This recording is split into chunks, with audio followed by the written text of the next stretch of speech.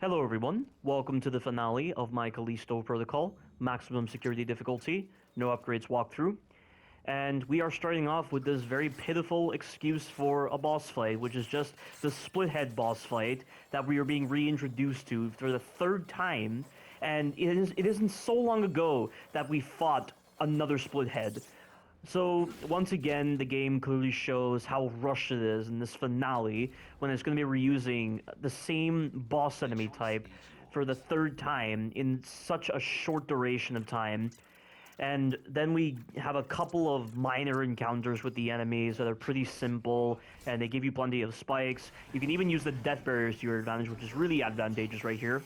I discovered this on accident. I just ended up placing this guy onto the bed because I think what happened was I used my grip to try to grab this guy because I knew he was alive, but I didn't realize that my charge was low. So I just ended up dropping him, and he fell right onto the bed. And because of the fact that the bed is a death barrier, and it's basically an area that the player and the enemy is not allowed to stand on, and like you can't mantle on it, that is why he dies when he just lands on this bed, and like he's not on proper ground. So I'm guessing like the game probably assumes he's falling, and that's why he dies. It's really funny, and it doesn't happen that often, and that's why I'm saying I feel like this is an intentional design choice because you don't really use the death barriers that often. I mean, you can't really class ledges as death barriers because you just drop him off a ledge. Obviously, it's going to be a kill. But with stuff like that, that's just too funny. And it is important that you use this mechanic because you'll need to save up on a lot of credits and a lot of ammunition for the final boss fight. Because the final boss fight is just a bullet sponge.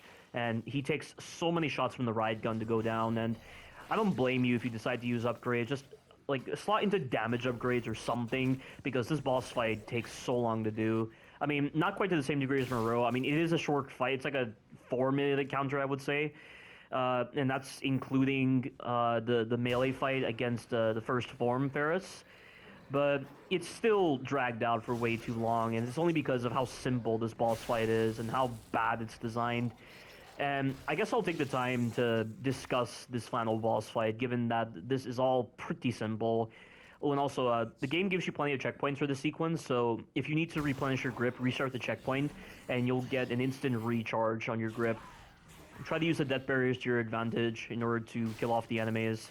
And also, do not make the same mistake as I'm about to demonstrate right here. So I decided to rush this spitter that's coming up because I was wanting to launch it into the spikes. Yet I should have dealt with the enemy on the bed before dealing with the spitter because this guy could have easily attacked me, but luckily for me he didn't, and he chose to grab me. And of course, because I have auto QTE on, he's not going to be able to do instant damage to me. Thank God for that. And you might have noticed that the previous spitter, he grabbed me, but I didn't actually take any damage, so that's good that that is the case. And then right here, we have an exploder. Look at that. Look how underpowered the exploders are in this game. And you might have seen it previously, but like, I used 2 exploders to try to kill one basic enemy type, and all that happened was that he fell to the ground, and he just got back up. Why are the exploders so underpowered in this game? It really invalidates their role as an enemy type, or something to even fear. And if they kill you instantly and not the enemies, that doesn't make any fucking sense. But continuing on with this room over here, so we deal with this guy. You'll notice the enemies in the finale of this game, they tend to block a lot. And if you don't have the block break ability, you are going to spend an additional amount of time in the melee combat, and it's really going to become tedious. So I definitely recommend you get the block break ability so that you don't have to waste time watching the enemy block your attack and then dealing with the subsequent attacks afterwards. Oh, and I hate this room as well. This room was a pain in the ass on my blind playthrough because I barely had any ammunition.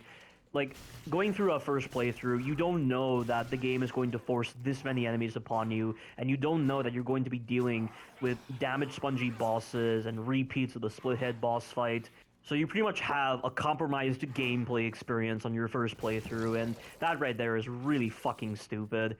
It's always a bad sign whenever your first playthrough of a section is just misery, and that means that you're going to be relying upon very unorthodox strategies. You'll just be farming for resources just to make the sequences better, or you're just going to be trying to understand the very confused scripting of certain parts. And I know for sure that there are a lot of sequences in the Callisto protocol that aren't befitting for a first playthrough, and you'll just be restarting over and over again to better understand them. But these two enemies were such a hassle in my blind playthrough until I discovered that you can use the grip to place them into a death barrier between the pipe and the railing. And so these enemies are dead.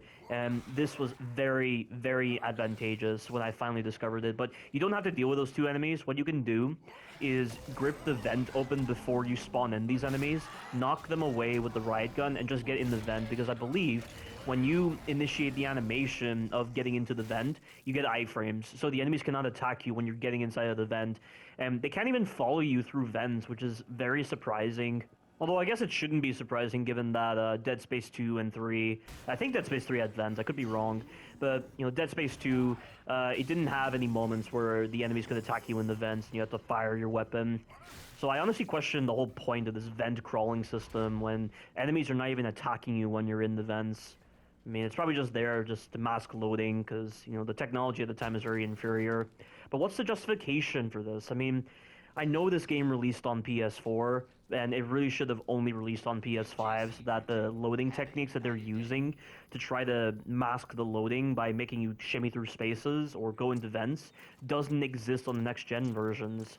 It was definitely a massive misstep, and I don't know why they really thought this game would be marketable to a wider audience, because it's so bare bones and so basic in a lot of its implementation, and you spend so little time in the combat on this game because of the amount of walking moments and very slow moments and pretty forgettable enemy encounters, that none of that warrants releasing this game on a wider array of consoles. Only the next-gen consoles should have benefited from this, but Striking Distance Studios made a massive misstep in that department.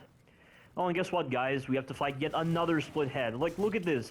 What the fuck are they doing? Like, at this point, they're acknowledging that they did a really shit job with this game, and they had no imagination with what they wanted to do with the environments, with the enemies. And so to play it safe, but to the detriment of the game, they just make you refight this enemy over and over again, and it really becomes stale, and it really becomes stagnant. I mean, I was just so sick of this game, having just go through those boss fights over and over again. And wouldn't you know it, we're already at the final boss fight right now. So, I need to talk about the final boss fight. So, if you're running the riot gun, get nothing but riot gun ammo and try to slot into some upgrades. I mean, this is the amount of ammo you need. You need to fill up your inventory to the brim with riot gun ammo if you're going to stand a chance against this boss. This boss, it starts off with the first phase encounter like previously, where you're just dodging Ferris's attacks and meleeing him, and I have no idea if they fixed the bug where Ferris is just able to attack you and get past the dodge, and the dodge just doesn't register sometimes. But I'm hoping they fixed it, because I didn't notice in my playthroughs of this fight after the patch released. I wasn't getting this dodge issue, but for all I know, I was just probably getting incredibly lucky. I mean, I think Ether needs to confirm this to see if it's actually the case. That way I can actually tell if this fight is actually working as intended. But we do this fight, and then we get to the final boss fight, and can you even call the final boss fight? It feels more like a tutorial fight, but a badly designed tutorial fight, because the final boss fight against Ferris, he does nothing but 2 attacks, and if you stay close to him the entire time, he will just do nothing but his melee attack, and you can infinitely dodge it. The only problem is, you need to make sure that you're destroying the shell over his weak spot so that you're actually dealing damage. And whenever he roars to get his shell back over his head, and by the way, there is a limit to the amount of times he can put the shell over his head. He's only allowed to put the shell over his head 2 times, and then after you destroy the shell, you will never see him put the shell over his head again. But when he's actually roaring, and he's doing that animation of trying to get the shell back over his head, he spawns exploders. And if you're trying to remain very close to Ferris the entire time so he doesn't do that really annoying acid attack, getting rid of the exploders can be a pain in the ass. And when you do detonate an exploder right next to the boss, it will make him flinch, but I don't trust it so much. And also, with how much you're going to be close to Ferris, using the exploders against him is very dangerous, because like I've said before, the exploders have a very wide blast radius, and they are very good at hitting you when they explode.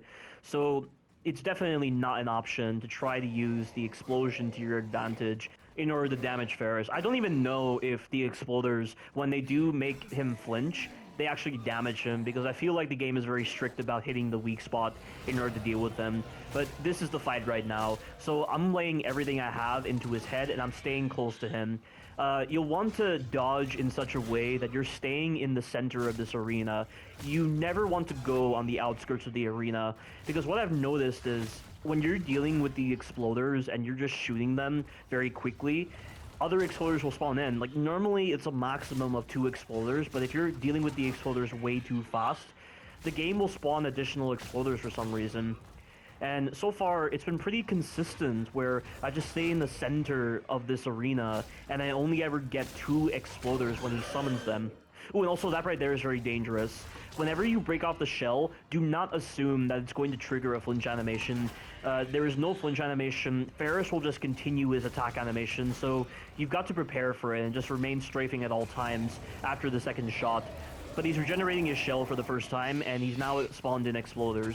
So the exploders, you're going to have to rely upon the audio. I don't know how the spawn logic works on these exploders and how they spawn in relation to Jacob's positioning, but the audio is necessary to know where they actually are. And try to focus your attention on these exploders in order to deal with them. So there we go, those 2 exploders are dead, and it did stun this guy for a bit. But try your best not to be distracted by anything else. You've got to stay close to this boss at all times. It only takes the slightest deviation from your distance in order for this guy to do his acid attack. Like, even when it looks like you're in a position where he's not going to do his acid attack, he'll just do his acid attack. And either, as mentioned, that depending on which arm the boss uses when he's using his acid attack, you'll need to dodge in the correct direction. And I say dodge, you need to actually run away in the correct direction. There's no dodging that acid, you're just avoiding it, which is such a load of crap. I mean, either way, the move does very minuscule damage when you actually block the attack, which is very reliable, but at the same time, why should you take damage from that? I really don't understand. But yeah, awe-inspiring gameplay right here. I'm just staying close to this guy at all times. I would honestly say that this is the worst final boss fight Visceral Games / Striking Distance Studios has ever made. Like, the hive mind from Dead Space 1 wasn't so much of a problem. Nicole wasn't so much of a problem if you were slotting into the right resources, because upgrades were definitely needed for that final boss fight, even though some people have done it without the upgrades, but it just looks so fucking awkward to watch. And then the Brethren Moon that you fought in Dead Space 3, I've never fought it because I've never gotten to that point in Dead Space 3. I mean, I've seen Seraphim 17 do a walkthrough of Dead Space 3, and he didn't have so much trouble with the Brethren Moon, so like, those fights aren't so bad. I mean, they're still pretty bad as final boss fights, but this is infinitely worse in its simplicity, in its bullshit, in the kind of attacks that Ferris can do, and just the way the exploders just spawn into the map. It's just garbage. It really is. And this guy, he's gonna just tank so many of your riot gun shots. And it's still a fight that can be done between 3 to 4 minutes, but it's still way too long. For a simple fight like this, it should not take 3 minutes to finish off a guy like this. At least the Tyrant from Resident Evil 1 Remake died after like 1 minute, or like less than 1 minute, when you were doing it knife only on real survival mode. Like, that makes a lot of sense, and that fight was utter garbage in Resident Evil 1 Remake. But this just outstays its welcome, and that was very close just then. That exploder, if he had detonated, I probably would have died, or just taken damage and it would have restarted, and it would have been very frustrating. But this is the first time I was ever able to actually no damage this final boss fight, and I mentioned in the previous parts that I wasn't going to do this fight no damage, but I proved myself wrong thanks to the patch, and the patch gave me inspiration to actually do this fight no damage.